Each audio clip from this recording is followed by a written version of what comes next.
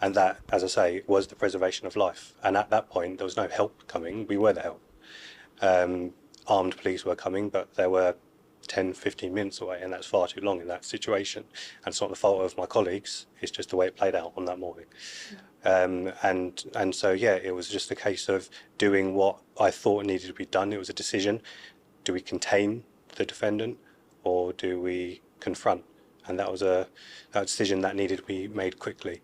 And obviously the decision was to confront, because I felt that had we done anything else, then more members of the public and potentially police officers would have been seriously injured or worse.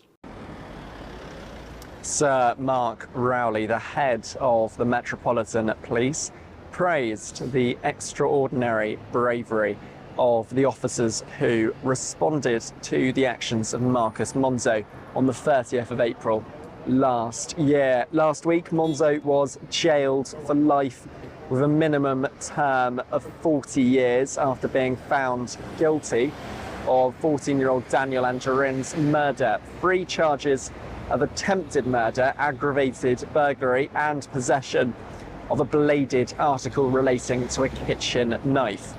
Well, there's luck involved, clearly, and the good work of those members of the public, the good instincts to get away from this man.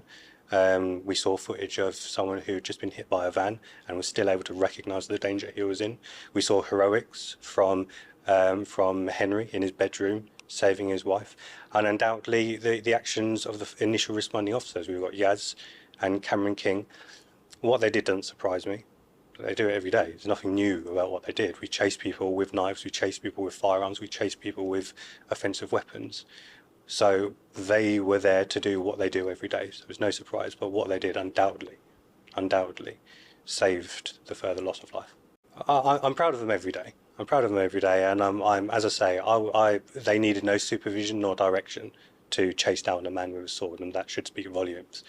But right now, probably as I speak, there's a police officer somewhere in the country chasing someone with a knife or something else.